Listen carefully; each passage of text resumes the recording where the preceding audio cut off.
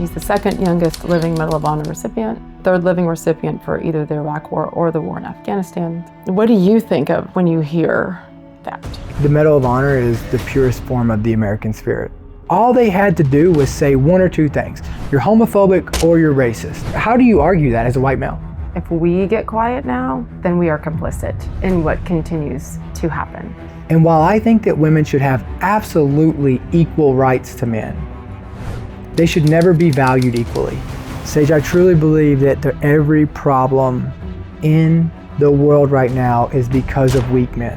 We have a generation, the weakest generation of men today, because in an effort to protect my kids, I was failing them. Not losing and not failing is failing and losing in itself, because you don't appreciate a win without a loss. What has been your greatest loss? When they come out and they're all dead and I'm alive, well, that's failure. You tried to take your life. I was still sleeping with a gun on my chest. I became exactly what I wanted to protect people from. It's my job to live a life that's worthy of those sacrifices.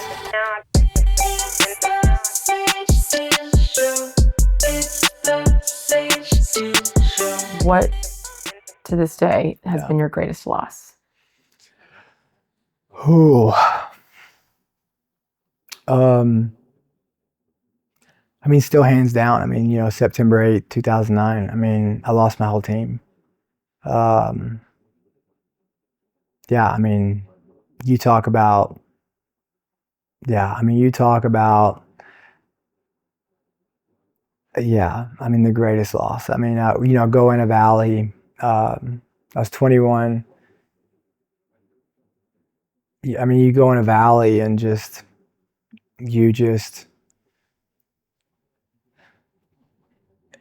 you're all in there and you know, you're driving in with your team talking about going home and like all the cool stuff, fun stuff you're going to do. And then 6 hours later, you know, you're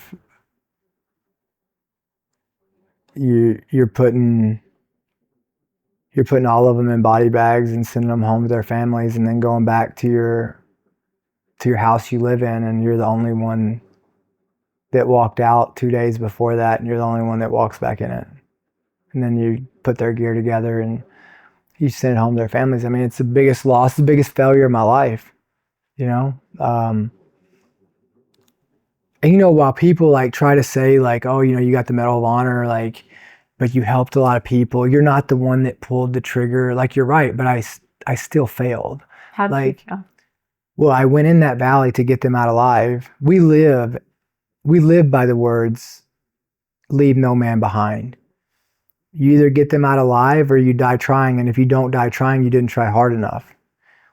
And that's simple. It's a simple, and it's the truth. And I went in that valley to get my teammates out alive. I made them that promise and that commitment, and that I would die if I didn't get them out. And when they come out and they're all dead and I'm alive, well, that's failure. And while it doesn't feel good, it is, right? Like, whatever your goal is that's, if you didn't achieve your goal, it's failure. And so, yeah, I mean, there was a lot of good things that happened. We helped a lot of people outside of that, but the main point of it is, it was the biggest failure of my life. But if you change the truth to that, I'm not who I am today. Like, I mean, you know, if you change that, and I'm thankful for it, right? Like, I'm thankful. Does it hurt? Yeah, I mean, yeah, you miss them every single day. But it's my job to live a life that's worthy of those sacrifices, you know, because they would be so mad if I didn't. You know, like, they died for this country. They died for what they believed in, and they died fighting evil. You know, take the politics out of it or whatever, but like, they died fighting bad guys. And it's still the greatest loss of my life. I mean, you know, me being, staying in the Marine Corps at the time, right? Like, I mean, everything, like, it changed my whole life, my trajectory of who I was. Like, the person that walked out of that valley is not the same person that walked in that valley.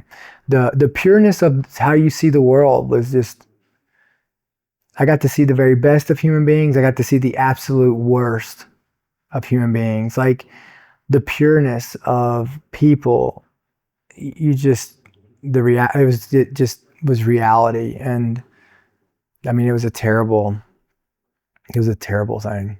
But, I'm thankful I got to know people like that. And I do believe that combat is the sacred knowledge.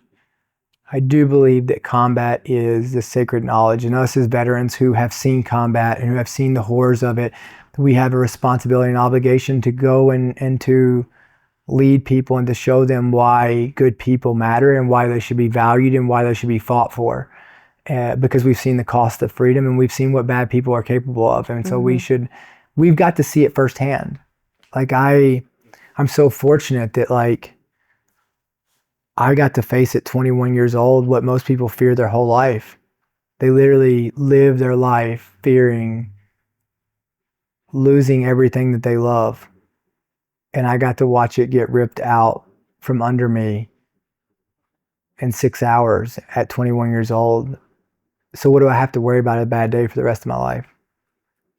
Most people are worried about bad days. I've not reached a day yet that I can't say I've not been through worse. You kept going back in. Yeah. And again, knowing, of course, what you were facing. And yeah, the mission to not leave anyone behind. Yeah. How often do you relive that? I mean, obviously I think about those guys every day. But I don't like relive it in a negative way. I'm so fortunate, like, that I got to know them, that I get to share their stories. I mean, I think about it a lot that like, if I die and somebody was going to continue to tell my story for 15 to 17 years, 15 years later, would that be worth dying for? And we're all going to die, right? And I think I'm fortunate that I got to know them. I got to be there. I got to be part of it. But yeah, I mean, I think about them every day, right? It doesn't, you don't forget, nor should you. But what I don't do is I don't ask myself why it happened. Like, why did this happen to me? Why did this happen? I don't do the whys anymore. It's a what? Like, what am I going to do with this now? What can I help people? How can I use this to help people? That's what it's about now. But yeah, I mean, you think about it every day, like, yeah, they were great guys. I think sometimes, as weird as it is, I still sometimes it still blows my mind that I'll never talk to them again. It's been 15 years, 16 years, 16 in September. Or it was, 16 this year. Yeah. That 6-hour stretch that changed everything. Yeah. What are you most proud of during that time?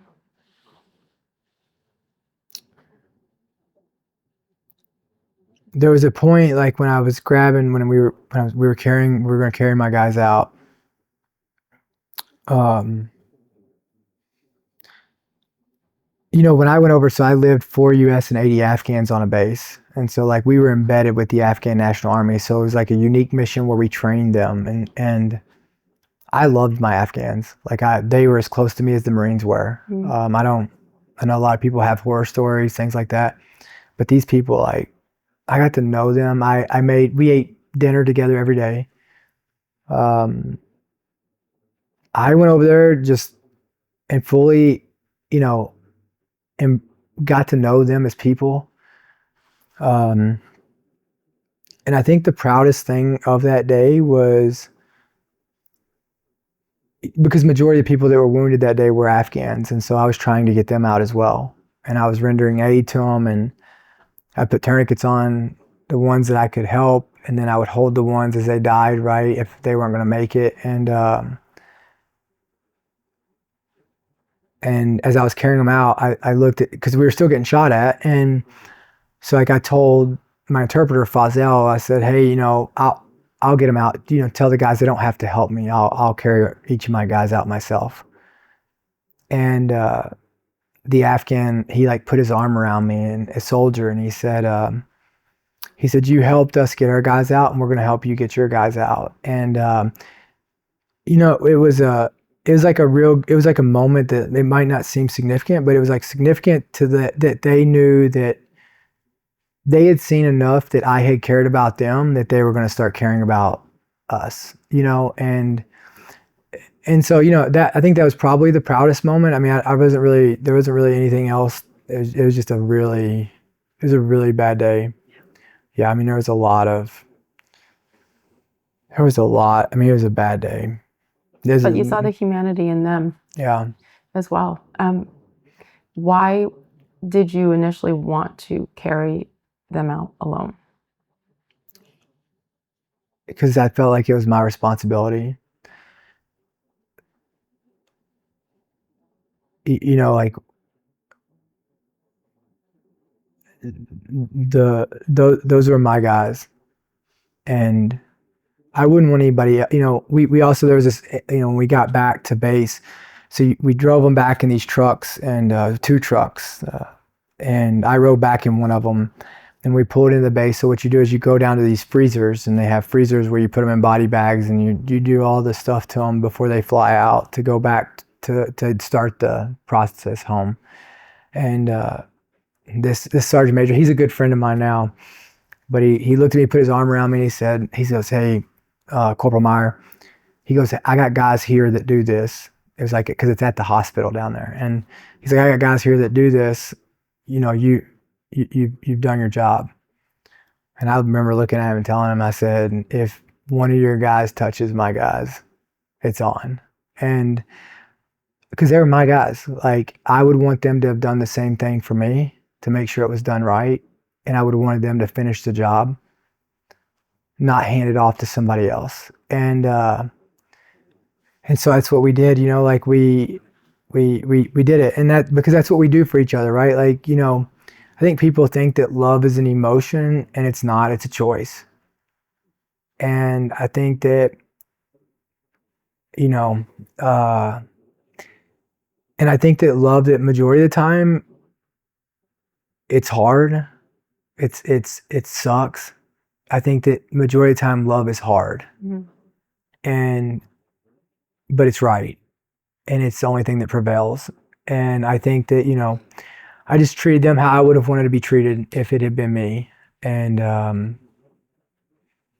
so yeah, I think that was the proudest moment, was those Afghans knowing that while I didn't know them, I didn't speak the same language, I didn't pray to the same God, I wasn't the same skin color as them, that they knew that no matter what, there was somebody on that battlefield that cared about their people just as much as they cared about their own people. And that we were all just people. Beautiful. Yeah. Yeah, when I talk about like where the purest love I've ever, where I realized what love was that day. The purest form of love at the darkest moment possible. Yeah. In your life and the lives of your brothers and their families. Yeah. Yeah, it's like, yeah, it's yeah. I mean, I always like appreciate this one enemy, and we got into it like it was a back and forth, and we won't get into all the details of it, but I ended up having to kill him with like a rock. And I remember like him looking at me, and it was the first moment that I realized that I didn't hate this person. I didn't know him.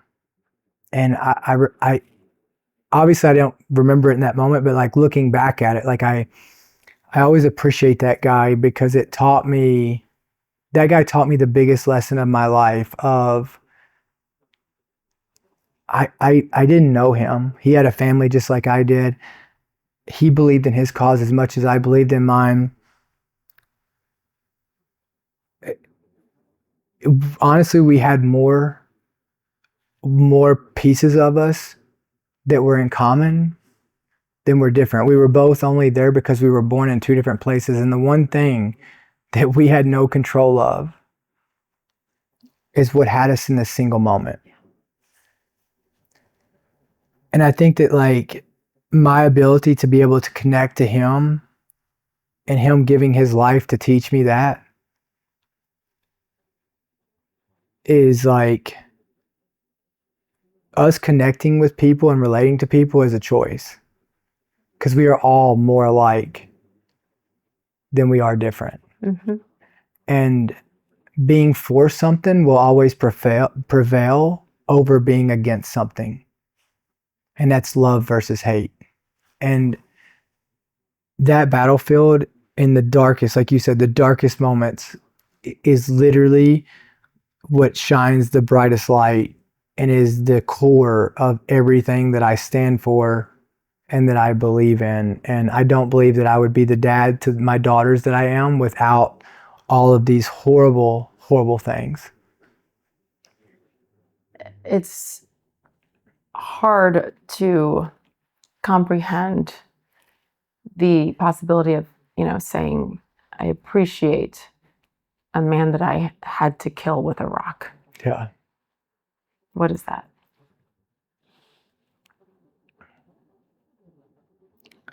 I mean, I just think that without these lessons, like, you don't appreciate and you don't understand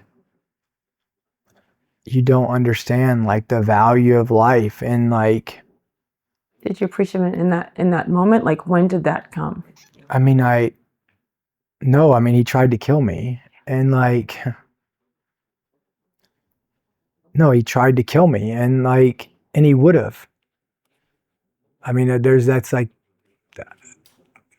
that, right? But one of us had to die. But my point of it being is like, this is why we all have to be very careful about our ideas, like, and what we believe in. People can say what they want to say, but when somebody says, I believe, I listen. Mm.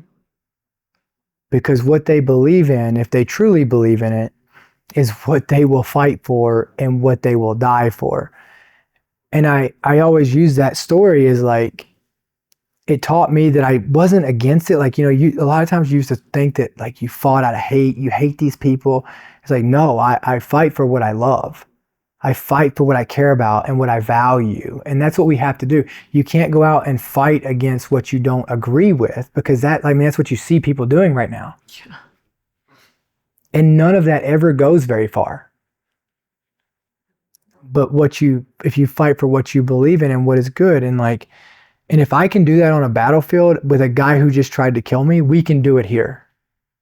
And we've all got to find a way to be more united than divided. And I do believe that the enemy is trying to divide us, because that's where power is, divide and conquer. And I think all those lessons, I know the value of life. I do understand what people are willing to do for what they believe in, but I also understand that sometimes people believe because of where they were born and what they were raised in. And so that two people might be right in a situation, but it doesn't mean that the situation, like, you have to stand for what's right and you have to be willing to do conflict. Like, you have to be willing to say what's wrong.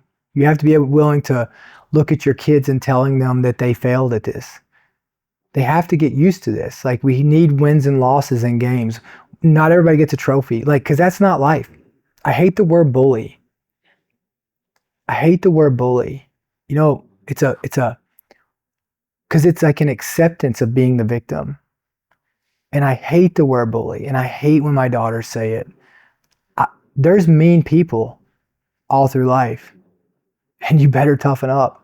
Because a bully is saying that you're accepting being the victim and you're hoping somebody else is going to help you out of it. And the one thing I do know about life is that nobody's coming to save you in the end. When anyone hears the name Dakota Meyer, you've heard it ever since. He's the second youngest living Medal of Honor recipient, the third living recipient for either the Iraq War or the war in Afghanistan, the first Marine in 38 years to receive the nation's highest valor award. It goes on and on. The awards, being the recipient of. What do you think of when you hear that? I don't know. Like I always just hope that when people figure that stuff out, that by the time that they figure it out, that they're not surprised by who I've shown them that I am. All those things are just an ordinary person who just was willing to believe enough to take action. That's it. Like the Medal of Honor is the purest form of the American spirit. You know, when you think about it's someone who believes in a cause that's bigger than themselves and who is willing to give their life to stop the suffering of good people, even if it's the cost of their tomorrows. And that's it. It's not a hero. It's not any of those words. It's a person that loves people, and it's the potential that's in every human being that has air in their lungs. Do you like it when people call you a hero? Does it bother you? No, it's mortifying. Mortifying. Yeah. It's like if you want to ruin my day, like that is the best way to do it. Because like, I just did what anybody else would do. As we have seen, though, not everybody goes back in or even does it the first time, whether it's their family or their brothers, their Marine brothers. Yeah, but I think that everybody does the best that they can do. And you know, being a firefighter, you know, I had this, like I came back and like COVID hit and I just seen the stress on the EMS system, you know, the crazy. And I become a volunteer, and then I went to like got my certs and became a commissioned firefighter. And I just think that like I just love people, and I think if you can, you must, right? And I don't know that everybody is built. I'm not saying that like I'm built in any special way, but I just think that we all are like tools in life. Like we all are like you know, not everybody's a hammer, you know, like you can't build a house with one tool. And I just think that, you know, maybe the value that I bring is you know, being able to be there to help people in their worst moments. And I'm thankful to be able to do that, you know, because those are the moments that most people don't want to be around. Yeah. I like to say that sometimes that I think I'm kind of like the garbage man of life. You know, like people pick up the phone and they call me whenever things are the messiest. And that's where I can help out. And I'm always thankful to be that in people's life. Who do you call when your life is messy now? I mean, I got a lot of friends, right? I mean, Tulsi, I call, you know, I call people, right? I mean, I try not to, but I call people. Why not? If I need to. I mean, I don't know. Like, I do think that like, I don't think things really get that bad for me.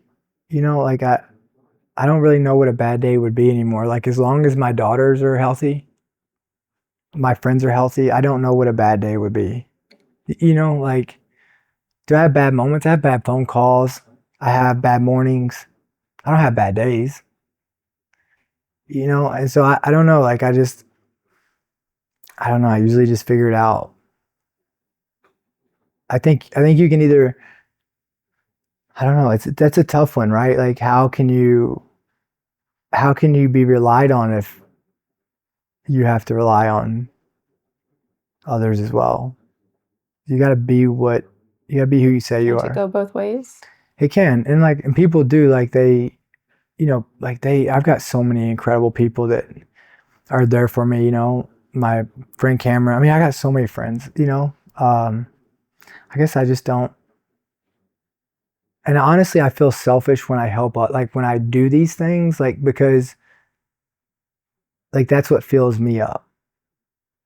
Mm. Like that's like it's always more like selfish of like when I can help somebody else, like that's what truly fills me up is being able to do that. So it's almost like I'm really selfish. It's a good kind of selfish if it's helping others. Yeah. And I, that's all I want to do. I've said it since day one. Like I want to change the world, and I believe that we can change the world. The big game is almost here, and there is no better way to cash in on America's biggest sporting event than Prize Picks, where it always feels good to be right. This week, Prize Picks has a special max discount for the big game, live in the app, and it's right now. Drake May needs just one passing yard for the max discount to win. Just add another player to your lineup, and if your pick hits, you cash in. What I love about Prize Picks is how simple this thing is to get started. You do not need to be some fantasy expert or even commit to a full season. You literally jump right in. You pick a few players, and suddenly watching the game is even more fun. Every possession actually matters. It honestly makes the whole sports watching experience more exciting. Whether you win or you lose a pick, you're locked in the entire time. I've used it across different games, different sports, and it just adds another level to the action. And now, with their new social feed feature, you can share Prize Picks with friends. You can follow Prize Picks partners and even copy winning lineups with a single click, or use them as inspiration for your own picks. Another standout feature, by the way, is early payouts. So if your player gets off to a hot start, you can cash out before the game even finishes. That's the kind of flexibility that I think is a game changer. And if you miss fantasy football once your league ends, Prize Picks keeps the action going. You can play every week, even during the playoffs, with no draft required. Just pick your favorite players and win when they hit their projections. Join millions of users and sign up for America's #1 sports picks app today. Download the Prize Picks app today and use the code SAGE to get $50 in lineups after you play your first $5 lineup. Again, that's code SAGE to get $50 in lineups after you play your first $5 lineup. Prize Picks, it's good to be right. you talk about how much you love people, all Yeah. people. Yeah, I do. You tried to take your life Yeah. Yeah. 15 years ago or so. Yeah. 2011, 2010. Yeah. Do you Yeah. love yourself now? Oh, absolutely. Yeah. Absolutely. How have you gotten to that point from wanting to die Yeah. to loving yourself? I think, where I was at that place, it wasn't necessarily a place of wanting to die. It was a place of not wanting to be an inconvenience any longer on the people that I cared about. You know what I mean? Like that's what it came down to. I was a burden. And Why were you a burden? I mean, look, After everything. I was struggling. I just came home from Afghanistan. Like, my generation got mental health wrong. I mean, my generation has absolutely got it wrong. And that was kind of like, that was a way for me not to be a burden on. I was living in my dad's house and my dad wouldn't even walk downstairs in the basement without yelling down there because he knew I was still sleeping with a gun on my chest. Right? I mean, I was drinking every day. Like I hurt more people than you could just by being like an asshole. Like, I mean, all those things, right? Like just not being the person, like I became exactly what I wanted to protect people from. And, but what people did to me? They empowered it. oh, I couldn't imagine what you've gone through. Like they justified it. And it wasn't until somebody held me accountable, until they finally were like, people look at you like a warrior. Like, what do you call somebody that drinks every day? An alcoholic. You treat people like shit. And I was the biggest form of hypocrisy. And it wasn't until I took accountability of that. And then also, like, I don't know how much you talk about it, but, I went and did ibogaine, right? Which is it's a psychedelic, a treatment that they're using for PTSD that it's going all across. Texas was the first to fund the bill for research on it, which I believe is going to help so many people. I mean, I used to deal with the worst anxiety. I'm talking like waking up, throwing up once or twice a week. I don't know that my daughter's ever seen me sleep before 2020 because I never wanted them to see their dad wake up that way in an anxiety attack. And I went and did ibogaine and I came back and I never, like literally after going to the treatment center for 4 days, I came back and I haven't had an ounce since. Gosh. Yeah. And so I think like I do look in the mirror, like I love my life. I'm so fortunate. I'm my life today. I wake up every single day and I live the best. Every day is the best day of my life. And that's not even an exaggeration. I know that sounds, and you're talking about a guy who 6 years ago was PTSD, depression, anxiety, like all those things. I mean, I was getting stellate ganglion blocks like in my neck. I mean, when you talk about all the way today, so when I tell people like, if I can do it, if you're out there struggling right now, first off, there is nothing courageous about suicide. It is the most cowardice, selfish act you can ever do because all you do is pass your pain on and amplify it by 10 and pass it across the world. What's courageous is going and getting help and looking in the mirror and taking accountability and responsibility and getting help for it. And there's plenty of help out there. And if I can do it, anybody can do it. And I would encourage you to do it because my life is, and get away from the people that enable it. Get away from the people that justify it for you. Get away from it. Because the reality is there's not one person on earth today that's gone through something that somebody else hasn't gone through and gotten through. And our uniqueness is not what we've gone through, our obstacles. Our uniqueness is what we do with that afterwards. You've been open about how you tried to take your life. And that somehow when you pulled the trigger on that gun, there were no bullets in it. Yeah. Why do you think it didn't work that day and that you're still here today? I mean, I think that like we said earlier, you might not be where you want to be, but where you're supposed to be. And I mean, I just think that, God obviously is not done. And I mean, I should have been dead so many times. Every day is a bonus day for me. Every day. I mean, I should have been dead so many times.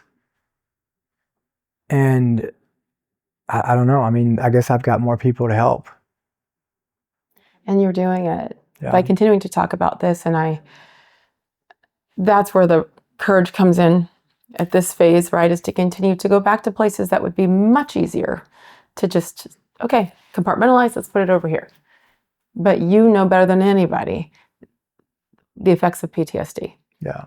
And that's something I feel like you'll never stop addressing. Yeah. That, and is it more recent with supporting the legalization of marijuana, et cetera? Yeah. Why are those two happening together for you right now? I think all of the modalities, I mean, I think that because the number one thing we've got to get off of is this protocol driven prescription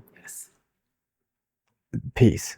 And big pharma and what it's. I mean, I got it. Like, they want to say these conspiracy theorists about all this big pharma. Like, no, big pharma is absolutely the biggest enemy there is. Like I don't know that there's a bigger enemy on the planet than big pharma. But again, like, until we get healthier people, all it was a modality that was going to help. I think initially it was set out, big pharma was set out to initially, I mean, it's one of the biggest, when we came out with prescription medication, that was one of the biggest advancements in, literally one of the biggest, I think it's one of the biggest advancements in mental health and in the health world in the last 50 years. Yeah. But it got weaponized. Sure did. Just like religion does. And it's only as good as the people who have it in their hands. And we've got bad people running this. And so I think that what we've got to do is we've got to get healthier people, because you've just got people who are weaponizing it, and we put better people in there, just like politics. Like, the system's not broken, the people that are running it. Like, the parties aren't broken, it's the people that are running it. Like, and so we've got, I think people can fix all these problems. And so I try to be as vocal as I can about it. And so I think that any modality outside of that, now I'm not for, I think people should be able to do whatever they want to do. Yeah. But I do think that there are consequences, just like if you are drinking and driving, you get a DUI. I think the same thing should happen if you're smoking, right? I mean, I think like there's laws for all. There has to be laws for all that, because we don't want to get away from laws. And I think there's got to be consequences. But I do think that I do think that almost any. I don't know that I trust protocol-driven doctors to decide, and I think people should know their own body and to be able to have options. Yeah. To use what works for them, not what's available to them. Mm-hmm. Okay, guys, I want to talk to you about something you probably did not learn in school. If you're a man in your mid-30s, things might start feeling a little different. You might be doing the same workouts and your eating habits may not have changed, but suddenly you're exhausted by mid-afternoon and you're wondering why. So if you go down that internet rabbit hole, low testosterone will probably keep popping up. And once you start looking into the solutions, it gets weird fast. Doctors act like TRT is no big deal. Weekly shot for the rest of your life. Cool. Except then you realize it can shut down your body's natural production. It can mess with fertility, and it can cost thousands of dollars a year. Hard pass. So this year, you might want to think about doing things the natural way with Mars Men. Mars Men is a natural testosterone stack that helps your body optimize its own testosterone instead of replacing it. No needles, no synthetics, no dependency. Think reset button, not shut down. It's made with real ingredients like Tongkat Ali, Shilajit, zinc, and boron. The end goal is to maintain steady energy all day, have stronger workouts, and better focus. So it's not a spike like caffeine, it's just consistent drive from morning to night.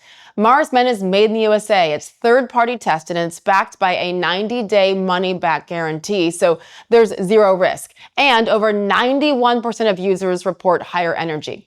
For a limited time, my listeners can get 50% off for life, plus free shipping and 3 free gifts at mengotomars.com/sage. It is the perfect way to kick off this kind of new year strong. That's mengotomars.com/sage for 50% off and 3 free gifts when you check out. After checkout, they're going to ask you where you heard about them. Please support the Sage Steele Show and tell them I sent you. I think back on my last probably year and a half max of stepping into the political world in a way that I never wanted to or never thought I ever would. And I am so grateful. And literally the number one reason why I'm grateful that I did it is because I got to meet Tulsi Gabbard. Yeah. She actually came to my wedding. Yeah. Like, 7 Secret Service people along. Like, that was a difficult thing to come here to Nashville, Tennessee for me. Like, I only say that because she's just such a human being and a friend who happens to have a really big, important job, you know? And that's what I'm so grateful for, the human being. Yeah, she's, I just spent the weekend with her and Abe shooting the tactical games. Really? Yeah, and my daughters are there, and, my daughters, when we left, the next day I was taking them to school, and they're like, they love her. They're watching every move of her, and like my oldest was like, Dad, I wanna be able to do that like Tulsi. And that's, that's what matters to me. I've got 2 daughters, and showing them and having them around people like her, women like her, is always just an honor, not only to call her a friend, but, that's the one thing I think you just pointed out. The one thing about her is she always shows up. Always. She's never, like, I don't care. She could have the weight of the world on her shoulders. And when you call her, she's going to answer, or she's going to call you back. She always shows up, and you never feel like, I've never once felt like she was too busy to be a friend. I feel like it's rare these days, more and more, Yeah. By the way, that's some good parenting by you with 2 daughters who are ages 8 and 9. Babies, but receiving so much, and especially in today's world. So that's great parenting, is to make sure they are surrounded with strong people, strong women. Yeah.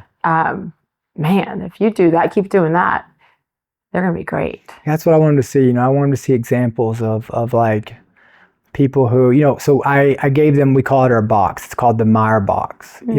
My girls, I think, like, we fight, I think as parents now, I think back, our generation, our parents could more control what influenced us. And I think today, you're not able to control it as much, which is why, like, paying attention to what's in school and like what teachers are saying and like what they're consuming on content, right? We're always fighting for, influence of our kids. And so, my girls, they're at school, and they keep coming home. They're starting to they're getting at that age where they're having to deal with their own personalities, making decisions and all that. And so I gave them a box. We came up with a box of what all their decisions and actions had to fit in. Because they were navigating, like, they are navigating, real, in their world, problems of like, hey, this person treats me this way. And instead of just telling them, well, don't do that, don't say that to them, like, I need to give them something they can aim for, not something that just tells them when they're wrong. Yeah. And so I gave them their box. And so their box is to be kind, to be respectful, to be strong, and to be a leader. And that's the 4 outsides of their box. So every decision and action they make, it has to represent those 4 boxes. And, my girls, it was probably one of the proudest moments. Like, they've been getting like the leadership, they're in leadership stuff, kindness awards, like, and that's like, it's really good, but they get that stuff from examples of like, the women they're around, That's amazing. Gosh, I want you to think back to 18-year-old Dakota Meyer and the concept of a box. Yeah. And what it all stands for. Yeah. I grew up with my dad. My dad was he was always principally, grounded. He wasn't a guy that cared what anybody, no trends or nothing like that. I went to the Marine Corps at 17. And so I don't know that I think my box then was just, at that time, we had a war going on, and we were, you were just training to go fight. You know what I mean? Like, I don't know that, I think the Marine Corps I think it was good because the Marine Corps gave me my box, right? Like honor, courage, commitment. And you're trying to live up, and then legacy. And we were trying to live up to the people, the giants that went before you, and I think that was, but I think, like, when I look back, overall my life, my dad always showed me the example of, because we grew up on a farm, the animals are always relying on you. So you're always having to put other living things first. Yeah. And so I think that was always something that was rooted into me, is like, you didn't open up your Christmas presents before the animals were taken care of. Like, you didn't eat breakfast until the animals were taken care of, right? So my dad like instilled kind of those leadership, taking care of others kind of naturally through the principles that he taught us, taught me growing up, But I mean, 18-year-old Dakota, it's a good thing I went to the Marine Corps, right? Because I would have probably been in prison. Who knows? Who knows? Why was it the Marine Corps? Why did you choose Marine? I don't know. Like, I don't know. I mean, I think the Marine Corps knows how to talk to their people. I think the Marine Corps, the people who join the Marine Corps are, I always say like all the branches, but of all the branches, the Marine Corps is the most emotional branch. It attracts the most emotional type of person. It's emotionally driven, which I think is kind of like the secret sauce to it, of being able to be a small branch, but being as lethal as, the Marine Corps is built just to fight and to break things that's what Marines are built for. I always like to say that they're the chosen branch of America, because they don't logically fit on paper in a place, right? You got the Army has the ground, the Air Force has the air, and the Navy has the seas. Like, where does the Marine Corps fit? But I think that they've proven themselves over and over to, when all logic has been exhausted and when, uncertainty starts to prevail, the Marines have always showed up and found a way to get it done. Yeah. And I think that's because of the people they attract. And so I think for me, I wanted to do something different, and I didn't really know what I wanted to do. And I don't believe that we're always where we want to be, but I believe that we are always where we're supposed to be. Yes. And so I think that, I think it's just, whatever you want to call it, but I ended up where I needed to be. Do you genuinely think you would have ended up in prison? I don't know. I mean, I do think that the Marine Corps taught me, I think it was a good place and a safe place for somebody as driven as I was to like, you weren't, it's like bowling with bumpers. You know what I mean? Like, once you get into the Marine Corps, once you get into the Marines, like, leaders are taking care of you, and it's strong leaders. You know what I mean? Like, and they're gonna, like, they're gonna like help. They were once you, and so they're gonna help shape you. And I think they did a good job at that. I don't know where I would have ended up, but I don't think I would have been as impactful without it. I don't think that who I was and my desire to be good and my desire to help others would have been as focused as it is. It was just your dad? Yeah, so I grew up with my mom until I was like 10, and then I grew up with my dad from that point on. Okay. Were you able to maintain a relationship with your mom? I don't. The only. I mean, I'm adopted on my dad's side, and then I mean, the only. Yeah, I got my dad and my daughters. Yeah, so. I'm trying to break that down in my head, because it's amazing and beautiful, and as it was supposed to be, that you didn't have your mom there, and then you have two girls. Yeah. Yeah. Did you have sisters? I do. I have two sisters and a brother. Okay. Yeah. So you had that feminine influence a little bit, I guess, or did you live with them? No. Okay. No. No. Yeah. So I mean, from probably 9 or 10. So 4th grade. So whatever age I was at the 4th grade, because I went into 5th grade living with my dad that summer between 4th and 5th. And I moved in with my dad, and from that point on, like, I mean, I didn't really have any I didn't really have much contact. I mean, I still like talked some, but like not very much. You're a baby.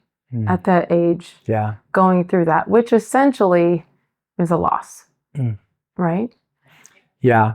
Mm-hmm. How did Dad handle that? Because he's trying to, it's a fine line. You're trying to raise a strong young man. Yeah.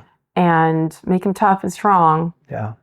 And you can't just ignore this part, right? I mean, as a parent, and you're a parent now. Yeah, I mean, so I think that at a young age, I learned that like blood doesn't make you family.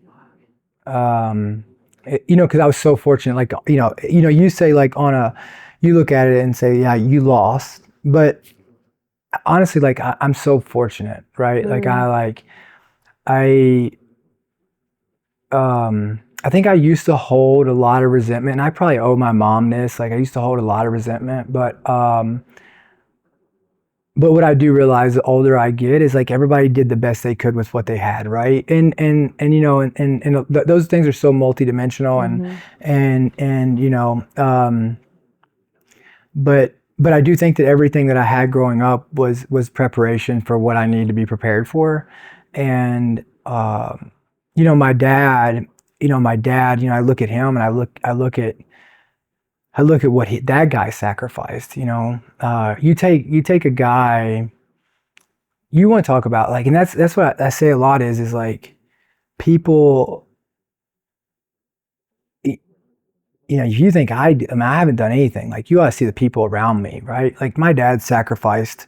Literally sacrificed his life for me and others, right? Like I watched how selfless he is, and he's literally sacrificed all of it to take care of other people. Sure. And then I have my grandparents, my aunts and uncles on my dad's side.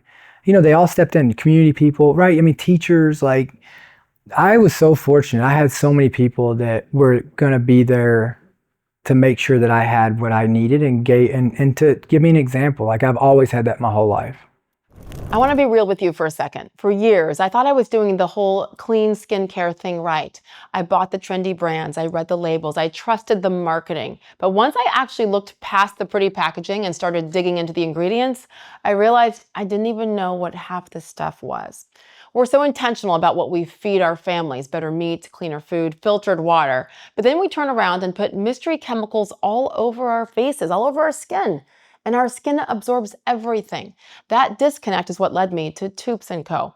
I get pitched skincare constantly, and I pass on almost all of them, but when I compared Toups & Co.'s ingredients list to other so-called clean brands, it was night and day. Other products are mostly water, fillers, and things you can't pronounce. Toups is the opposite. Simple, nourishing ingredients that actually support your skin. Their tallow balm completely changed how I think about skincare. It's made from 100% grass-fed tallow, which sounds old-fashioned because it is. Our great-grandmothers used tallow because it closely mirrors our skin's natural biology better than any plant oil ever could. This isn't just something you put on your skin, it's something you feed your skin. I use it as my daily moisturizer at night and even for dry patches or little scrapes. So if you're tired of wondering whether your skincare is throwing off your hormones or quietly adding to your toxic load, this is your sign to make the switch. If you're ready to simplify your routine and actually feel good about what you're putting on your skin, head to toupsandco.com/sage. They're offering my listeners 25% off your first order with code SAGE. That's toupsandco.com/sage and use the code SAGE for 25% off your first order. What a blessing. And I didn't know about your mom. Mm-hmm. Is that something you don't speak about publicly usually? I don't, because I think people are so judgmental, right? And I think that everybody picks this and picks that, and I don't think anybody's ever stood in her shoes, my shoes. At the end of the day, like I think my mom did the best she could. Yeah. And I think, as we all know, right, like I always look back, she could have made easier decisions that could have been selfish for her. She had me when she was young, and she could have made she could have took the easy way out, and I would have never been here. You know what I mean? So like, I think like when I look at these complex things, I just always think about that while it might not have been how it should have been, or whatever you want to call it. It could have been way worse, or it could have never been, right? And so, I think my mom sacrificed a ton of her future and her life by making a decision to, so I think that everybody does the best that they can, and that's just what it is. But I think that's, so it's one of those deals. Yeah. I'm so glad you said that. And of course, I've heard that a million times, whether it's related to me or, on a podcast, whatever, but about they did the best that they could. Mm-hmm. And then, because we all have people in our life that we need to forgive, probably. Yeah. And then there's a part of me, maybe it depends on the person or the situation. I'm like, but did they? Mm-hmm. And then, there's emotion there, but did they? Mm-hmm. Because they chose this or that. And at the end of the day, it's not healthy to go back and try to break down the why, because you're right, we haven't walked in their shoes. So I'm grateful for that reminder from you. Yeah. As we all try, as I try to move on and forgive. Yeah. And forgiveness isn't necessarily for that person either, right? It's for ourselves. And if we have faith in God, He wants us to forgive people no matter what they've done to us or not done for us as maybe they should have. And I still struggle with that concept. So I needed to hear that from you today. Yeah. I think that what we, and I probably learned this the most in war. I was actually texting a friend today, one of our mutual friend, but I was like, I think sometimes, because even today, I still question, some days I wake up and I question, I used to kill people. The reality is there's people that left this earth and my face was the last thing they seen. And then today, I'm braiding my daughter's hair. And so which one am I? Right? And so you know what I mean? Because to their kids and their family, I'm just as evil as they are to my kids and my family. And these things are so complex and they're so multidimensional. And I think that things just are what they are, and you must take and understand how it makes you better, right? None of these, all the bad in the world, I think that all of us, we face this bad. And you can't decide what bad you face. You have no control of it. Anybody who thinks they have that control, they're just living on a false insurance policy. But I do think is that it's your job to take the bad you see or you have to go through, to absorb it. And the only way the world rids the world of bad is if you absorb it and then you turn it into good. Mm. And that's what we have to do, right? But you can't do that when you live your life either questioning why somebody did what they did, because you'll never figure that out, or holding grudges, or using any of your bandwidth to try to hold somebody accountable. It's not your job. They have to live with it. It's like responsibility tax. Do you want to pay anybody else's taxes? No. You should only pay yours, and they can choose to pay theirs or not, but that's on them. And so, I think that we all get wrapped up into it. And I just try to ask myself, is this helping me or hurting me? Because if it's not helping me, then why would you choose to put thoughts or continue to take actions or continue to cultivate ideas that are doing the same thing that you're mad at them for doing to you? Sounds so easy. Yeah. But forgiveness doesn't mean forgetting. I think just as dangerous as not forgiving is forgetting. Right? Because then you lost the lesson. The lesson. I read this thing one time about victors, victims or like, no, villains. So basically, like people who hurt people and people who help people, they both come from the same thing. It's just what they chose to do with it after it happened. One chose to hurt people because they got hurt, and the other one chose to help people so that they didn't get hurt like they did. Yes. Yes.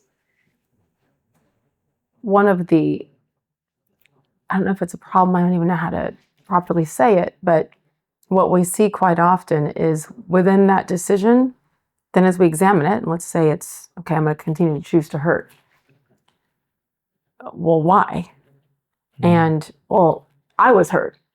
Yeah. And this is how I was raised. And in some ways, we are very good at making excuses for them. Yeah. Well, this is what happened in their childhood. This is what happened at war. This is what happened when they didn't get that job or they were abused, like legitimate things.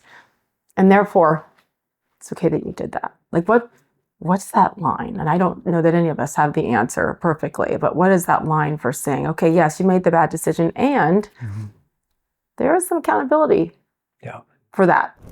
If you finally want to fix your gut issues, make your hair healthier and stronger, and add some glow to your skin in 2026, you need to add colostrum to your daily diet.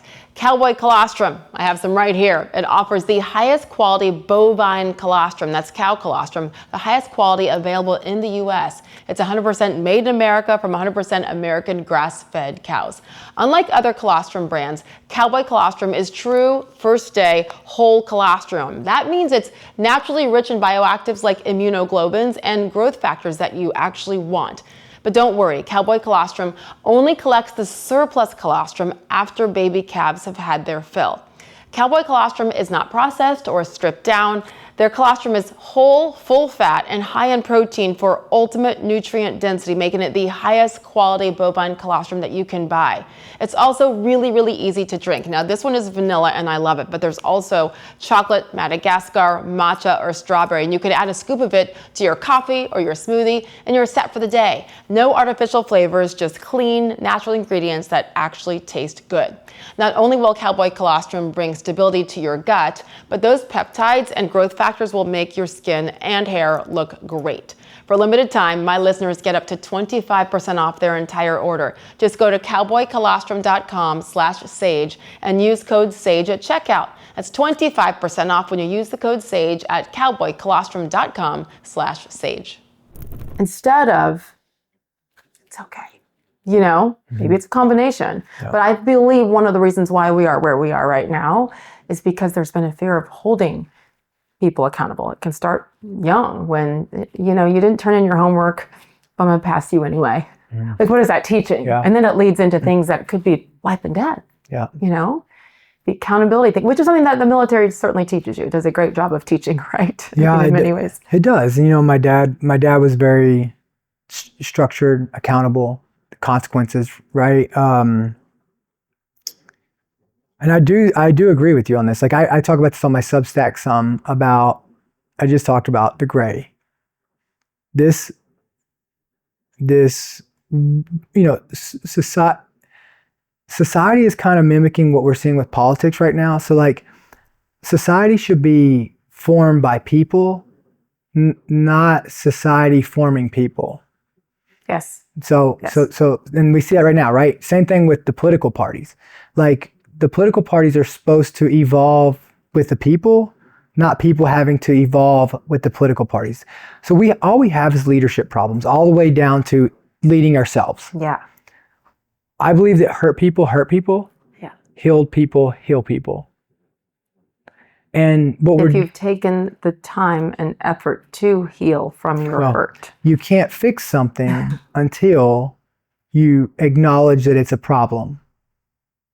And so I think that people their trauma has become their identity. And you see this with veterans, PTSD. Well, we can talk about PTSD. You know, I was painted this picture coming home. First off, it was like, well, you're different. Well, yeah, obviously, you know, but you're different, you know, at any big point in life, like losing somebody, like we're always being different. But, you know, to set the expectation that the best I could be is a victim or manage the symptoms of my own service was what was set for us. Same thing with PTSD. Like PTSD has become this, in depression, anxiety, they've all become terminal illnesses, not injuries. And nobody wants to hold anybody accountable. And now you've got this suicide running rampant through the military, all of it, because people have become products. And I do believe that once doctors start being protocol driven, that were written by, I mean, you look at all this aspect, like what happened is it was weaponized, and we've got to get people back, stopping from outsourcing their responsibilities. Like, raise your kids. Like, you should be setting the principles of your the principles your kids need to live by, not the teachers. Teachers should be raising your kids. Raise your own kids. But, we've got these people who, they want the gray area, because in the gray, you know how you get gray? I remember in art class, you take black and you take white and you mix them together until there's no distinct difference, and now it's all gray. And there's no wins, no losses. There's nothing you can work off of. There's no data points that you can get better from. There's no good, bad, all of it. You mix it up and you change the truth one word at a time. And then what happens is this is where people, you call it empowerment. And guess what people do is it's at the expense of the very people that we want to help. And now they're caught in this, nothing they can do to get out of it. I call it the why mindset. You have to, if you want to get out of it, why is subjective. What is objective? And if you want to get out of anything, or you want to fix any problem you have to get to what. Why doesn't even matter, and it's not even relevant in any of it. And I think we've got a society that's put in why, because I think that it's become, the more that people need to rely on government, it becomes power, and I think it's just become that. And I think we've got to get people back. We've got to truly empower them, and we've got to do that by accountability.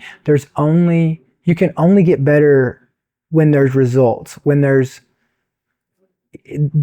good and bad, there's wins and losses. You can't take that away. There's men and women. Yes. Right. And I just teamed up with, XXXY Athletics. I've got daughters, and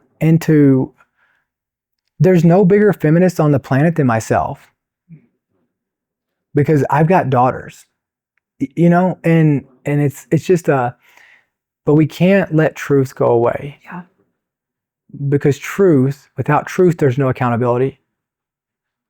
And we've got to start stepping up. And it doesn't feel good. Like, the reality is this truth and the results. And when there's no truth and there's no results, there's no love. Yeah. And where there's no love, hate flourishes. And it's that's where we're at right now. But I do believe we can get it back. I do believe that. I believe it with every moral fiber of my being. Like, I do believe it. And I do believe that most people are good. I too. And honestly, I still believe the same amount of people are good today as were 20 years ago. Yeah. I don't believe that the people that are being the loudest are representing the majority. Yep. But I do think that the majority has got to stop being silent. I think we've all kept our heads down, and we've tried to use these things that were, I believe, weaponized by the weak. Take the high road. That's not your, I think those things were like weaponized by weak people who didn't want to get held accountable. Yes. The gray area. Yes. And I think that we've all got to put our foot down. And instead of trying to evolve with society, we've got to say, no, this is what society is going to be. Yes. I believe now more than I ever have, probably in the last 20 years, that we can do it. Mm-hmm.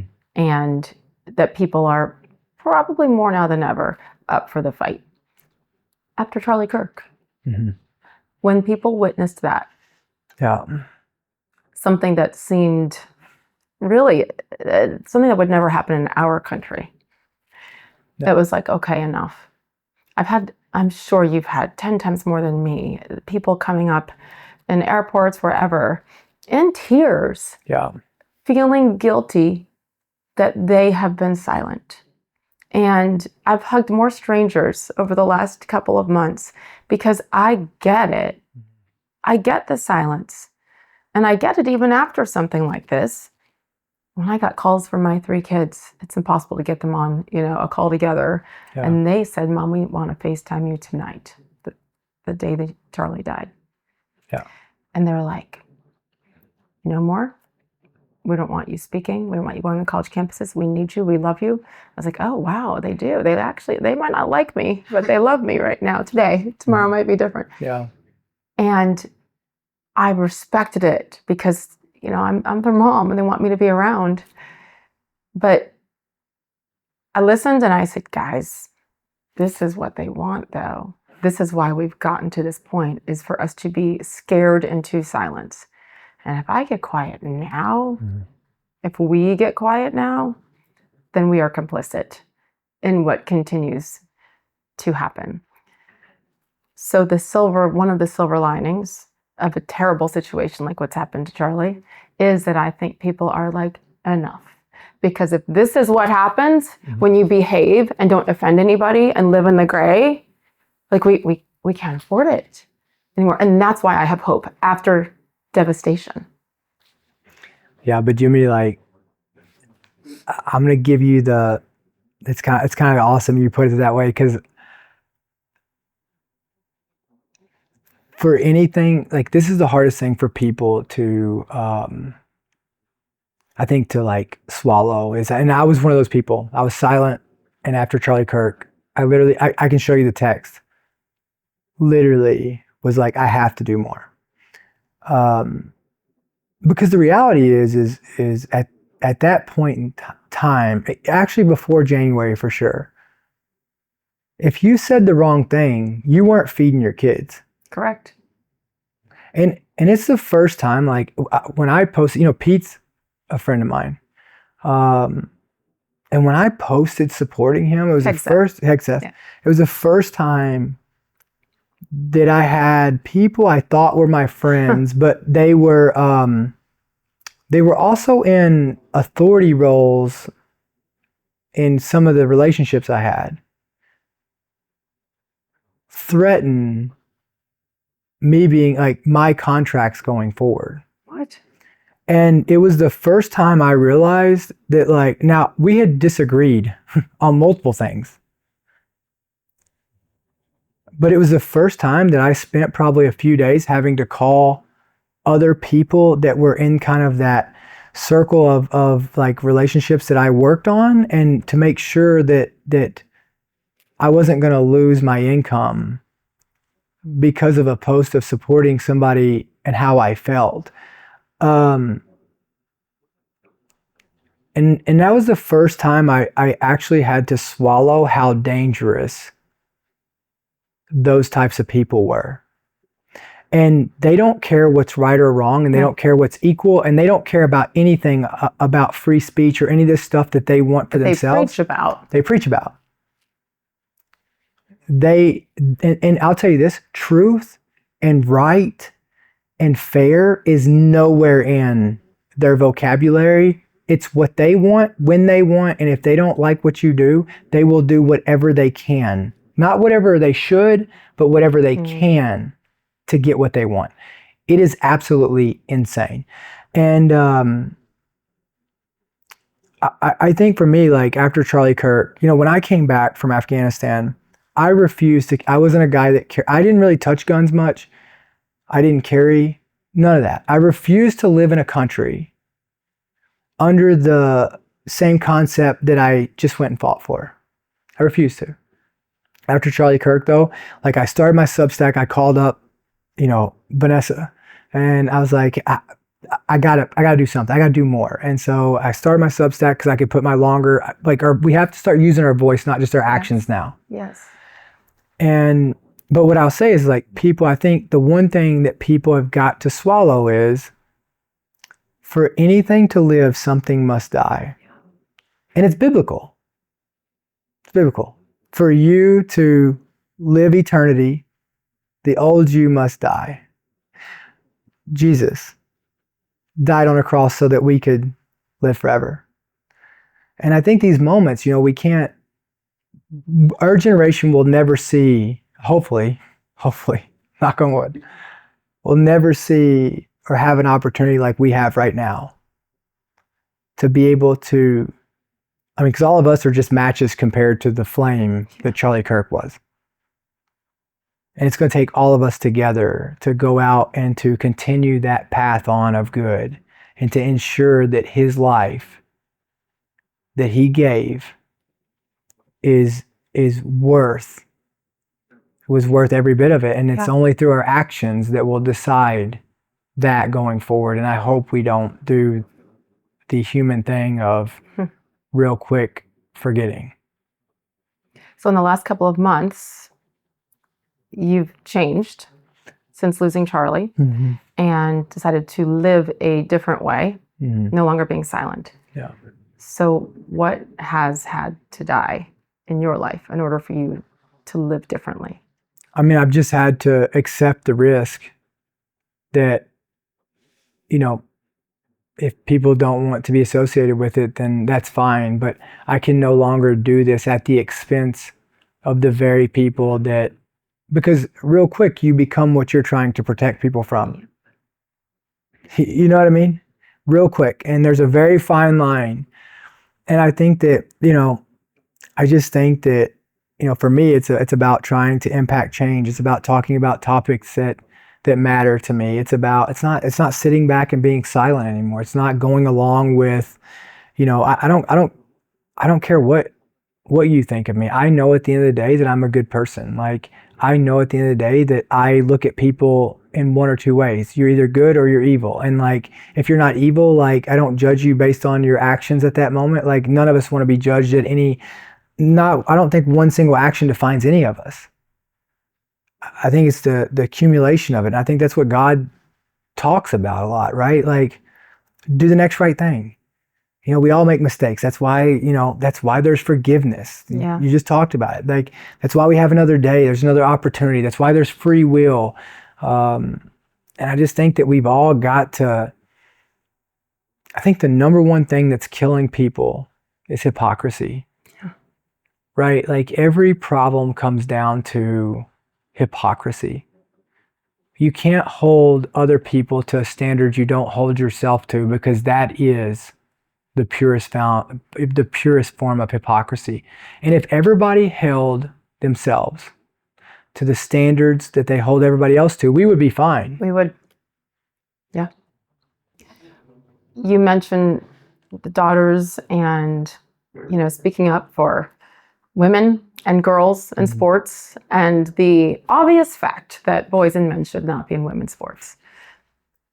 I will say it has been so frustrating for me working for the last 30 years in the sports world, and for all the men who know damn well from playing on the football field or whatever sport they're part of, that this is wrong. Yeah. The infiltration of men and how we are being, gaslit for saying, well, and like, why do you think so many men, big, strong, tough men, have been silent about this issue, even when they do have daughters?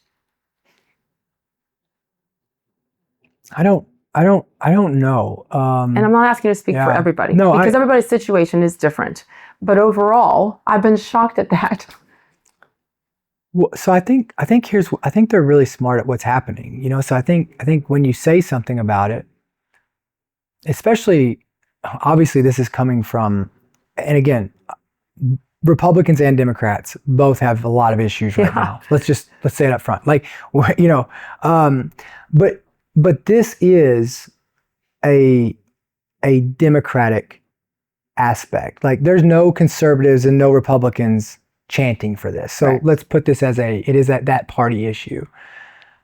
And now, to be fair, the Democrats, I do believe that, you have to have both sides, because if not, democracy doesn't work. But I think, I'll say for me, I didn't speak up about it a lot because every time you brought it up, it's like you're talking about a few. You know, like they're so smart about this. They're so good. They're so good at it, right? Like, why are you focused on this? You're talking about a few. And I think, you know, the United States of America was formed by 80 people standing up and believing out of 2.5 million. You know, Hitler, the Nazi Party, was started, you know, with less than 100, I think maybe 150, 200 people. It doesn't take many. And if we're silent long enough, it'll get to the point to where it gets, ISIS was started with, I mean, all these evil things were started by ideas that were cultivated and somebody didn't crush. And now to get rid of them, it's paid in blood, which will eventually be what happens if we don't stop some of this insanity. But I think for me as a man, I mean, there was a point in time that if I said anything, like you're homophobic, you're trans, I mean, like they had a word, especially like as a male. And a white male. And a white male. Like you couldn't say anything. If you did anything, like all they had to do was say one or two things. You're homophobic or you're racist. And how do you argue that as a white male? How do you argue that? And so it's like, no, like but that was the hot topics. And I do think that it's been used so much that it's now, the bad part of it is it doesn't carry the weight that it did. And people are like, well, that's what you call everybody. You know what I mean? And so I think there was that piece of the fear of that. And you never wanted to fall in that category because to me, those two things are evil. And I want to make sure I don't get into evil. But there's also right and wrong. And I know who I am and I don't really need you to agree with it. But I think there was that aspect of, well, if you say something, you're going to be racist or you're going to be this. And I don't want to be associated with either one of those categories. So I think that was part of it. I have watched this. You know, I don't see any women taking men's trophies. Correct. I've never gone in a bathroom where there was a woman in there. Sage, I truly believe that every problem in the world right now is because of weak men. Every one of them can go back to it. You can't give me a scenario that doesn't go back to a weak man. Mm. And if we don't fix this and start policing our own, and it's because men they've stopped being what they need to be, and they're trying to be who they want to be. And it's like, it's weird. I don't know. I don't understand it, but and I think I fell into this category a little bit after coming back, just, you know, making it about me. And I was broken. Like I was drinking all the time. You know, I was still trying to figure out, I mean, gosh, I just watched my whole team get killed and you know, got out of the military. I never thought I would get out. I loved the Marine Corps and a lot of changes and just, you know, dealing with all of it and didn't know how to do it. But you know, obviously my daughters, like once I had them, it taught me a whole new perspective of a standard. And so I think that we didn't say anything. I think that they don't say anything a lot because A, they don't know that it's that big of a deal and they haven't seen it unless they see it personally. But then B, I just think that they turn it into this where you're homophobic or you're whatever word they've got that's buzzing at that time. And so it's fear. And it's legitimate. Mm-hmm. We have seen it way too many times, countless times, thousands, millions maybe, where people speak the truth in a kind way and you're still canceled. Like I absolutely get it. I will share this because, you know, as parents, we also are trying to protect our kids. And that's what I was trying to do. When I was at ESPN and staying silent for so long, I needed that paycheck. I loved the job. I'd worked my whole life to get there. And if you speak up, you're giving it away. it is smarter to stay quiet. I had a very prominent figure at ESPN who is still there, very prominent, text me during one of the times where I, I guess said something that pissed people off. And he's like, why would you do this? This is not smart. Just stay quiet. And I remember being so disappointed in this man. Yeah. Who actually could have stood up and said she's right. Instead, let's stay in line. When it's inconvenient, keep getting that check, all the things. So weak men, whatever. When I chose to flip it and said enough, and the night before my lawsuit against Disney and ESPN dropped, which was the last thing I ever wanted to do, but you push somebody into a corner for long enough and you never know. I went to each one of my kids and I told them what was going to happen the next day. And that, I was still on ESPN airwaves when I decided to sue the company that was paying me still. Yeah. And each one of my kids received it differently. My son, who's in the middle of my two daughters, I was apologizing. I'm like, I'm sorry what's going to come. You don't have to defend me, but freedom of speech and diversity of thought is the most important thing, buddy. So we can disagree. My son looked at me and said, Mom, it's about time you stood up for yourself. It broke me because I realized that in an effort to protect my kids, I was failing them. I was not practicing what I was preaching, and they saw it. So I am getting more comfortable sharing that story because I'm imploring parents, in particular parents, everybody. But if we are silent when it's freaking obvious about things like boys and girls sports, whatever it is, we are teaching our kids to do the same thing, and we're all screwed. That was such a turning point in my life, and I knew, Dakota, that at that moment, even if I lost to Disney, David versus Goliath, all of it, bleed me dry in literally 5 seconds financially. Yeah. I was still going to win because my kids saw that I wasn't going to take it anymore. Yeah. What a gift. Yeah. In the scariest time of my life. So I thank you for seeing that too. Yeah, no, it is. It is like, and what I do know is the pendulum always swings in this country.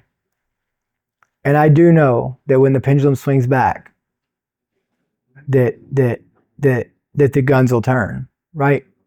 It's okay. It's okay. Because what I have committed to is that no longer will I walk past the problem that I can fix, and no longer will I sit for things that I should stand for. No longer.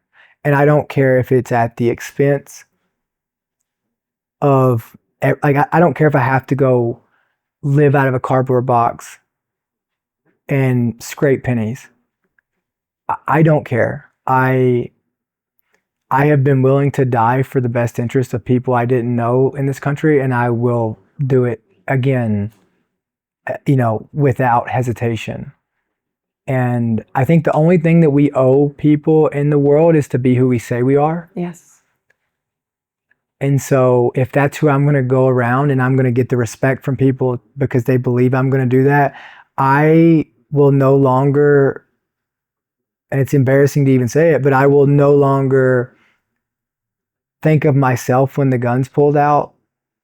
Like, I will think of what's right and what other people, because that will, the secondary and tertiary effects, what we're facing right now is because of, there are women out there. There are, especially I think the two most valuable resources we have in this country are our children and our women. They are the most valuable resource that we have in this country, and they should be protected at all costs. And I do think that they are suffering out there right now because men didn't stand up, men didn't do what they were supposed to do, men didn't defend them, men didn't stand in when things were. Now, it's gotten so crazy that you're watching women, like men have even stopped fighting the fight to be in women's sports. They've now got women fighting that for them. Yeah. Think about that. Yeah. It is crazy. It's crazy, but it has to stop. How do we get men to be men again and lead in that way and protect? Yeah. Well, I'll tell you what society has got to do first is you've got to be able to recover from mistakes. Because right now in society, you're always going to be remembered by your worst moment. You know what I mean? I mean, they find one negative thing. You can't come out and say, "Hey, I got this wrong." I mean, I think you can more today than you have been able to. But, you know, I think we've got to start with that. I think we've got to start with treating people how we want. I mean, we got to get back to the basics. I do think one thing, I think men have got to start policing men. And I face this like with my kids, like societal laws, they're made for weaker men. And I'll give you an example. Do you know what the standard custody is for a man with like kids? It's like every other weekend. They call it expanded standard. If you get them every other weekend and like plus a day, like maybe like a third, but it's not 50-50. Men are able to make money and pay for their kids. Like, we need men raising their children, helping out, not leaving. And some people get mad at me for saying this, especially women. Like I don't know why they take offense to this sometimes, but like when I say we have a generation, the weakest generation of men today, because if I looked at you and said, I'm going to teach my daughters how to be women, I can see in your face, you're like, No. I can teach them to be good people. Yeah. But can I teach them to be women? There's no chance. Not if I'm being a man. We have the first generation of adults right now of men that were primarily raised by women. And so we're going to have to catch up. And we're going to have to, that's why you have such emotional men. And when I hear men say like the most disgusting, I've mentioned this a few times on podcasts, it just like takes my gut out of me whenever I hear when conditional men are dangerous men. Because we're naturally powerful. Yeah. I mean, naturally. And when they're conditional, they do what they want, when they feel like it. Mm. And that's when you start getting men going, well, I don't feel appreciated. Well, you weren't put on earth to be appreciated.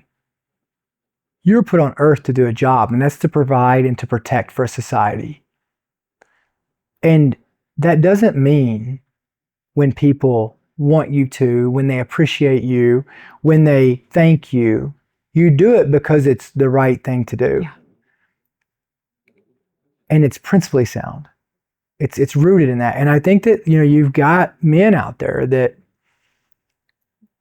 don't understand that. They're gonna do what they want. They're going to, and then even worse now is you've got, and I always tell it like parents, fathers, if your first instinct when something's going wrong at your house is to call 911, all you're doing is outsourcing your number one responsibility to provide and protect that home. If you can't even defend your own people that live inside your house and take care of them, you're a failure. You're a failure because guess what? You have to pick up and dial 911 and men like me have to come fix your problems. You're outsourcing the number one thing you do. You wonder why you're depressed and you don't feel worth? Well, you can't even provide and do the basic fundamentals. And until we start holding that being the standard in our homes, well, then, we're going to have a lot of problems. And I see it. I'm a firefighter. Like, I see it. I see people not wanting to run Towards their homes, run towards the problem, but they're okay with other people doing it for them.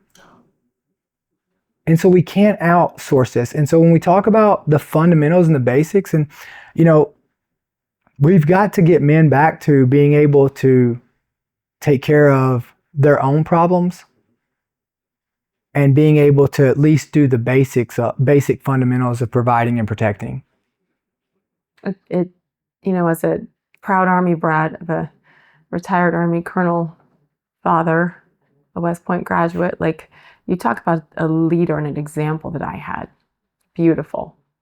And then through a lot of things, it's a story for another day, off camera with you and I, but I've had to adjust now with this incredible husband that I have as a newlywed again. Congratulations. Thank you. No, but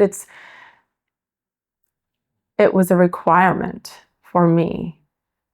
I would have stayed single. Yeah. To find a man who wanted to lead and wanted to protect. Yeah.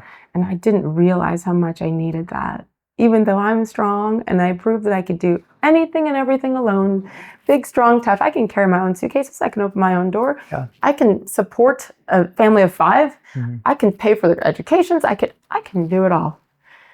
And I was tired. Doesn't mean that I can't. But by the grace of God, I feel like I didn't find a man. God brought a man to me who wanted to lead in that way. And I literally cry several times a week because of this leader that I have. And he wants to, while uplifting me. And I think that's part of it is our own fault. Like, I'm taking accountability for allowing certain things for a really long time. And then it's like, never mind, I'll just go do it. So as women, yes, you all need to be better. And you know what? Look in the mirror, ladies. We do too. And we have led the charge to make men smaller and make them feel badly if they did or didn't do, fill in the blank, any number of things. But we have taken that away from men, and you've allowed it to be taken away as well. Like, it is, to me, it is like 50-50. Well, we started it, right? And we started it. And I think this is the thing that men, where it's, and that's where I think it started. You know, women are way, like you said, like, they can do anything a man can. Like, up front. Like, women are the most, you know, they're the most powerful creatures that were ever put on earth. And you can look back through history. You know, like, if men think that their job or their ability to bring income or to do whatever they do around the house, if they think that that's their uniqueness, it's not. Because every time there was a war back when Vikings had to leave, guess who had to pick up the slack of everyday society? Yeah. Women. World War II. You know what I mean? Like, our true value is to protect and provide, right? Protect, but you can't provide if you can't protect. Yeah. And so, like, yeah, you might be able to provide financially, but you can't provide a safe place for a woman, a family to grow up if you can't protect it. And what you have, if you can't protect it, somebody will take. And it'll start with your peace. And that's the reality. And if you're not willing to do conflict, like, this is where, like, people, they look at me and they classify me, they're like, oh, you're extreme. You're right. You're right. And you're right, I'm very extreme. I am very rooted in principles, and I will fight you as much as I will love you, and they will be equally as extreme. And, you know, and that's scary to a lot of people who aren't willing to do conflict. But what you're not willing to do conflict over, people will take from you. It is, if you know, people think that laws and rules and policies and regulations and society is going to equal the playing field for people. I say, go to a elementary school playground and see who runs it. the kids that's willing to do conflict, Yeah. the ones that's willing to do it, you know, and so I think that like we've got to get back comfortable, but you conflict without principles and intentions is dangerous. But no matter what, the conflict you aren't willing to do, somebody will have to do. And I think that where men lost it is, you know, they stopped bringing value and doing their role with women. But I think that where women get mixed up on this some is they think that when you say protect and provide for a woman that they're not capable. And it's not that. It's not because they're weak. It's because they're valuable. And while I think that women should have absolutely equal rights to men, they should never be valued equally. And I think that's where they're hurting themselves, is they're wanting to get down in the weeds and they're lowering their value to be valued at what a man is valued. And I do believe in the saying, and I think it got mixed up, behind every good man is a great woman. And I know women look at that sometimes. I don't know what women think, but I just want to say it up front. But what I believe they take that as sometimes as, oh, men are worth more or more power, whatever it is. And it's not. You know, every house I went into in a gunfight, I wore armor to protect the valuable organs that were behind it that needed to live. And a man behind every good man is a great woman, because that man is there to protect, is the armor to protect what's valuable of society. Oh. Think about that. Women, they're smarter, they're more talented, they're all these things, and it's proven. And I mean, if it wasn't the case, God would not have gave you all and like made you. I mean, imagine a man trying to raise a kid and be responsible enough for 9 months to raise a kid. It would never happen. We would be extinct. But women are that valuable, and we must protect that resource. And I just think that men they become conditional, and conditional is they do things when they want, when they feel like it, and nobody's holding them accountable. And I think that we've got to get back to that. And then it just turned into this vicious cycle of, you know, and I don't know, like, how do you not being able to, and I've had to learn this, like, up front and honest with you, like, I've not always seen things this way, right? Like, I have fell into these loops of society and it's because I was broken, right? I was in no position to see things the way that they were. I wasn't around the right people. I wasn't in the right relationships, you know, but I will tell you that I'm so thankful for the bad relationships that I got wrong, because I've hurt women, right? Like, there is no doubt out there that there are men paying for the consequences of me getting it wrong in a relationship, just like I think other men do, you know, and women do too, right? And I think that we just have to always run through our mind to reprogram it. Did the last person, like, am I thinking this way because the last person did this, or did this person do this? Because Wow. the new relationship should not pay for the consequences of the old one. A lot. Yeah. A lot there. You know, this is what I have really had to dig deep on as well, as a strong woman and leader, even though I didn't set out to be. Yeah. You just had this dream, and it turns into, you know, more with a lot more tentacles that I'm very grateful for. You know, be grateful for the good and the bad. Yeah. And the gray. But allowing men to lead does not make us weaker. No. It makes us stronger and better. And I hope that we can help lead the way, men and women, strong men and women who have figured this out, and figured it out through trials and tribulations, and then the willingness to share. Like, when we can share our mistakes, that's when people grow. I said to my kids recently, through, you know, the departure from ESPN, lawsuit and divorce and all these things. Please don't waste my pain. Yeah. And I don't mean to make it about me or dramatic, but like, I think every parent wants their kid to be better than them, make better decisions, not hurt as much, even though the hurt does help lead you to make other decisions, better decisions later. But please don't waste this. Yeah. You know, our job is to not waste what Jesus did. Yeah. And I feel like I have at times, you know. Oh, we it's all like, have. Yeah, I mean, we all have. We're human. Yeah. But like, the longer we ignore that, the tougher life actually is. So I'm like, guys, from Jesus, number one, but take from me what I screwed up and waited too long to do. I'm taking the lesson from you, Nicholas, my son, who said, it's about time. He stood up. He was 17 when he told me that. Yeah. So, and again, like sharing our vulnerabilities, sharing our pain, sharing the embarrassment.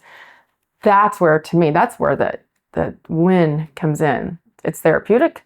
But when others realize, gosh, I screwed up and I did that too. Yeah. You're not alone. No. And then it allows us to like heal sooner and help others maybe never have to go through it. Like there's real magic in it. And that's the difference between education and knowledge. And I think we wrap them both up in the same. You know, I think we got to be careful with that, because the difference is like, I mean, I don't know, like give an example of, say, a nurse or I don't know, you could go and get a communication degree at college and you could know everything about how, I mean, take a show at ESPN. You could know everything about, all the scripts, how everything works. Like you could know how the whole show works because you went to school for whatever it is, right? Could you walk in the first day and be an expert at it? No way. No. Even though you've got a 4.0, you could have a doctorate in it.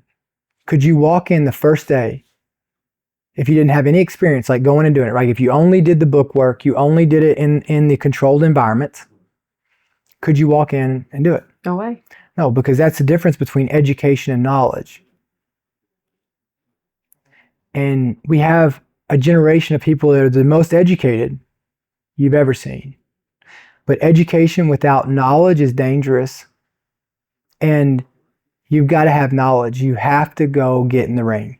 You have to go try it. You have to learn, because you can't bring other people through it until you've actually learned how to do it. And I think that's just with everything in life. Like you have to fail. But social media, but the way that really people are communicating now, text, email, there's really the accountability piece. You can hide and only show what you want to. You can literally build the reality you want to in these echo chambers.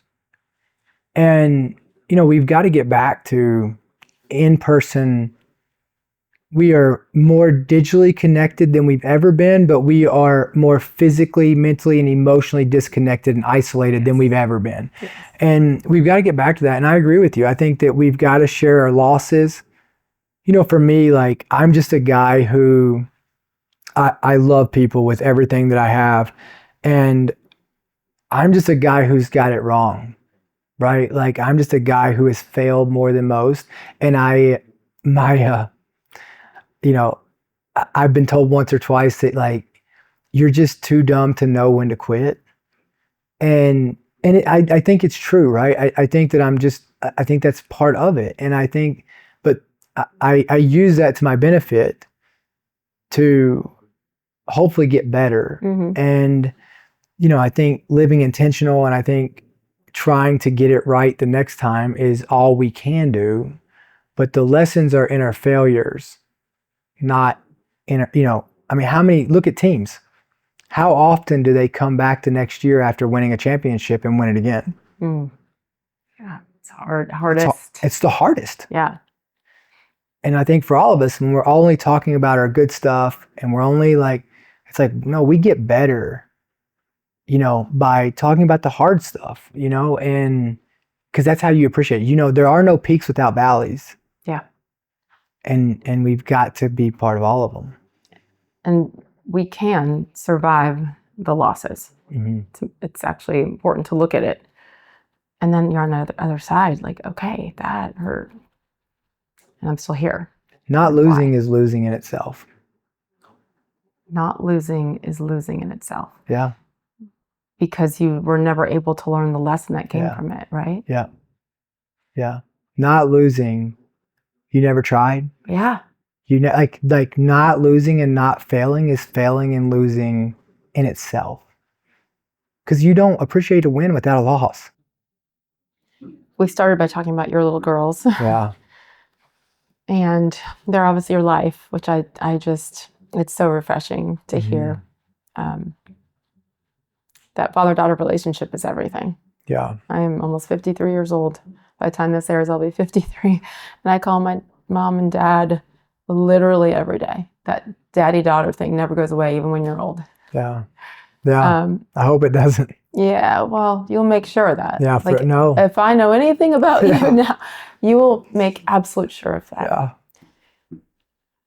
What do you want them to take from you, all of you? Yes, of course, as a father and their leader. Yeah. And their hero. Like, that's the best thing is when, I know that from calling my dad a hero and meaning it. Yeah. But about everything that you have been through and chosen to do, chosen to get through. Yeah. I think I just hope that I hope that they fight for what's right, number one.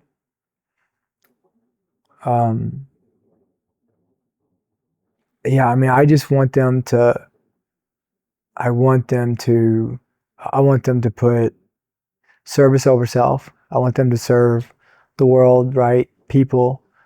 I think people get that mixed up sometimes of like, well, that's not like, the only way to truly serve the world is to put yourself first.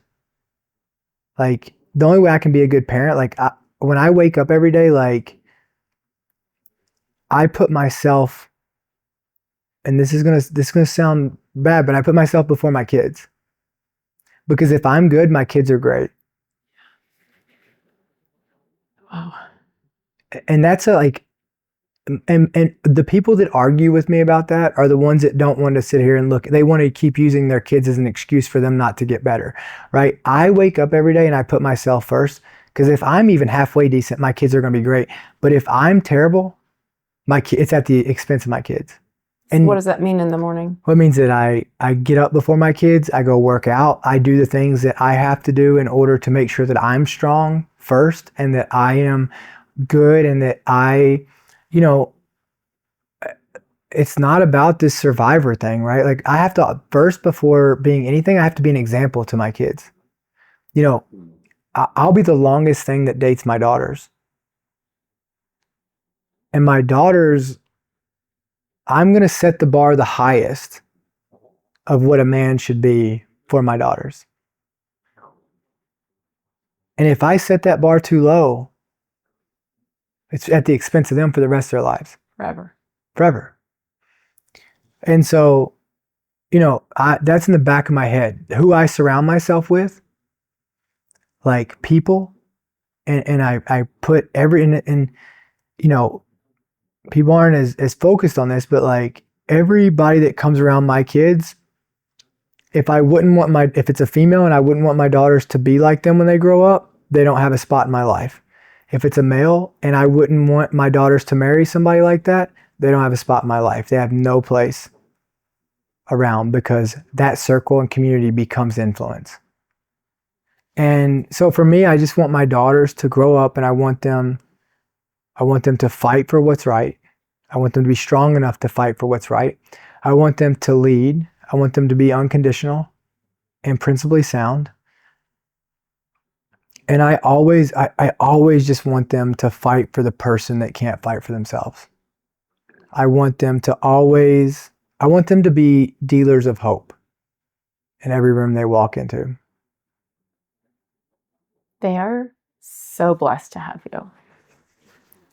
And it'll be really cool someday when they can, comprehend that. And maybe they're beginning to, based on the parents that other friends maybe don't have, Yeah. And I'm not saying it's perfect. No. And there's a lot that you're dealing with, but I can tell you from experience, they are so blessed to have you. Well, that means a ton. You know, I think when we talk about things like this, like people sometimes watch this and they're like, oh, they think they've just got it all figured out. And it's like, it's not that. It's, what I do have figured out is what not to do and what not to be. And you say these things not from a place of authority or a place of being higher or better than anybody. You say these things from a place of, if you can figure it out faster than I did, you waste less days than I did. Yeah. You know what I mean? And it's like, I think I walked outside my gym probably, I have a gym on my property, and I walked outside my gym the other day and the sun was rising. And I don't know why it hit me. It hit me probably a couple years ago, but it hit me again. And I just thought to myself, you know, the best days of my life aren't in front of me, they're right now. And the sooner we realize that the best days of our life are right now, the more best days of our life that we're going to have. I love that. And it's so true, right? Even if you're having a hard day, like, you got to be thankful for it. Because the older we get, the more things we experience, the less opportunity we have to struggle. And when we stop struggling, we stop learning, we stop growing, and we stop getting better, and we stop having more value to the world. And then not sharing our story and not being authentic and honest and transparent, we're robbing the world of the very lessons that we went through that it gave us to pass on to the other people. Oh, yeah. And we have to do that. Like, nobody's perfect. That's the one guarantee. Nobody's perfect. And here's the other cool part is everybody's going through something. That's what I always say. Everybody. And so when we're judging, and even if someone's hurt you, it's not an excuse for bad behavior, but it might be a reason. And that allows us to forgive. Yeah. Maybe a little sooner. Yeah. Even when we don't want to. And Yep. I can admit to that at times. Yeah, right. And usually when we don't want to forgive, I'm going to give you this one. It's usually not the person that we're not forgiving why we're not forgiving.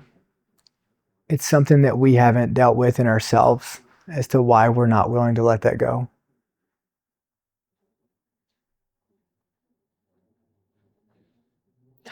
So can I have your number and I can call you Anytime. at these moments? Anytime, because I'm You're gonna be like, nice try, that's about you. Because you're going to get it back. But it's, it's like, that's usually what it comes down to. Is it really what they did, or is it something that I haven't dealt with myself? Mm-hmm.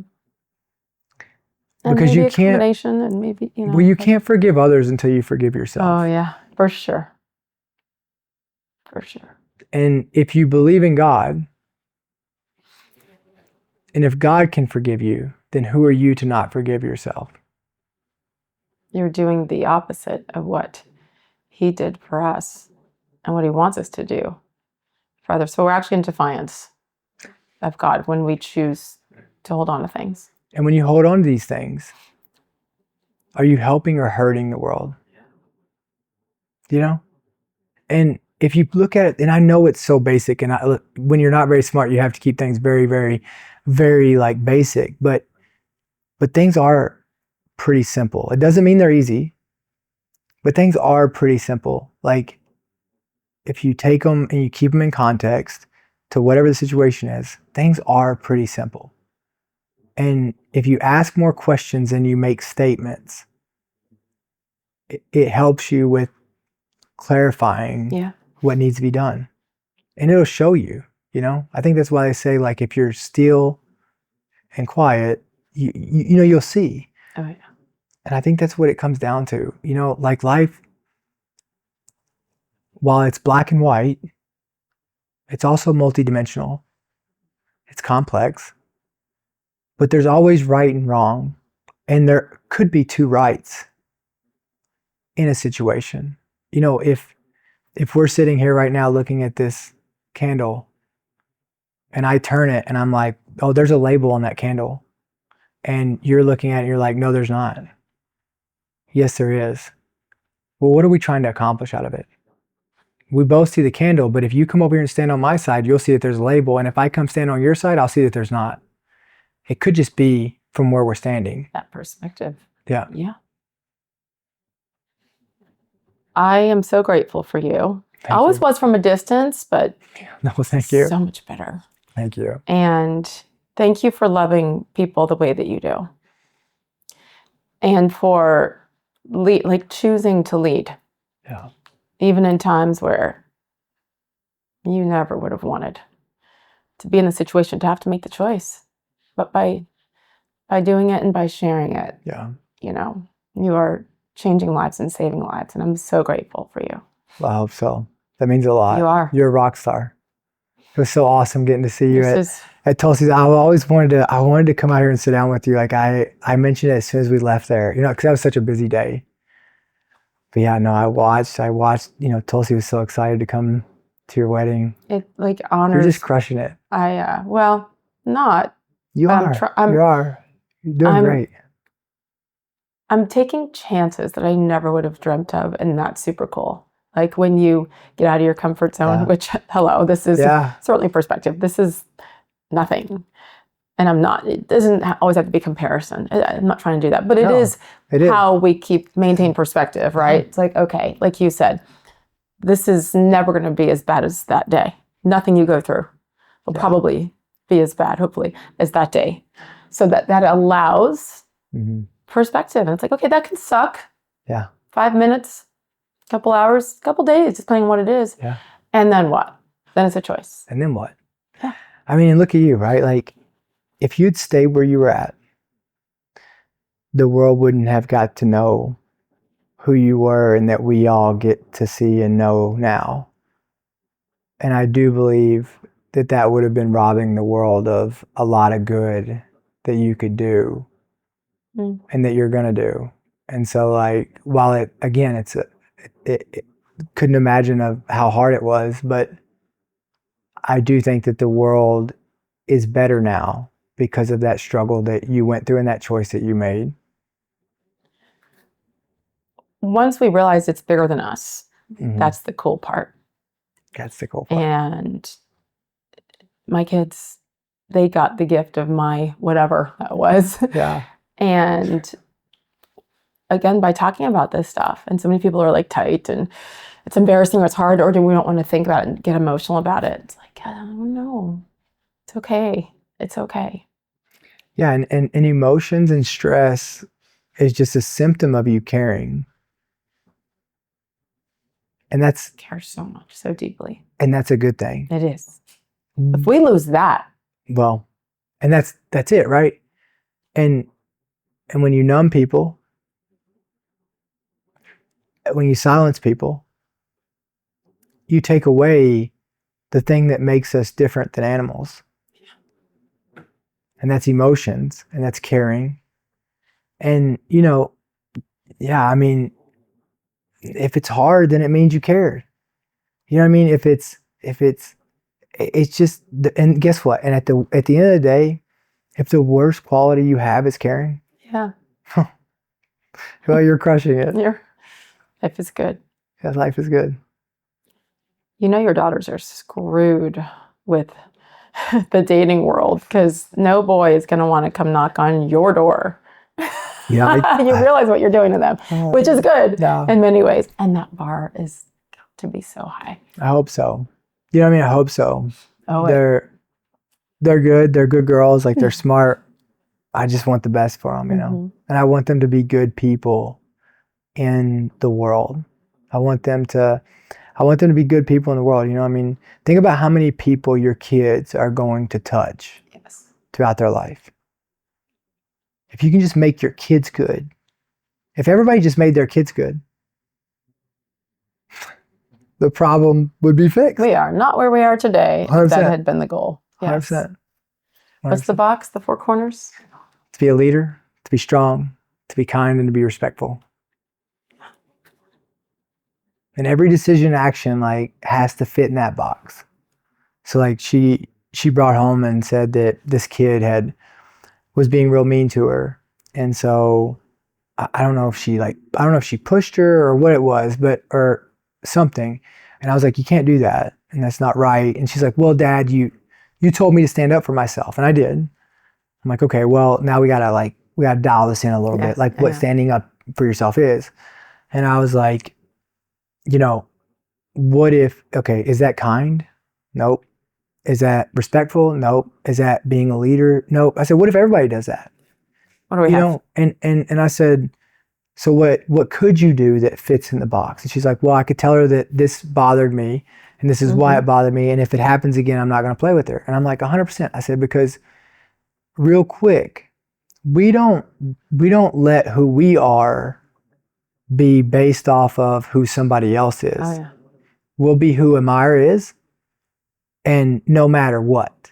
And that's what you have to stick to, even if people treat you bad, because if we all always got what we deserved, we would be screwed. I mean, think about that. If every time we cut a shortcut, or every time we didn't do what we said we were going to do, if every single time, every moment, we always, like, that's why when people are like, oh, I didn't get what I deserved. And I'm like, okay, so you always want what you deserve. Every time you go over the speed limit, you get a ticket. You know what I mean? Like, think about it. Good point. Every time, like, it's either all in or all out. You don't just get what you deserve when you want it. Yeah, you can't pick and choose. 24/7, you get what you deserve. Nobody would want that. Oh, that's, it's a great point. Just because I do have a lead foot. Yeah, same. Like, I deserve to be imprisoned for my speed limit violations. I should be walking. You know what I mean? Same. Exactly. But it's like, it's good. It's good, and I think we're gonna be fine though. Like, I believe people are good. And I will, I don't care what people say. I believe people are good. And I keep spending time with them all the time, So I'm like, either I just find all the good people, or most people are good. Yeah. God bless you. Thank you for having me. Thank you so much. I appreciate it. Thank you.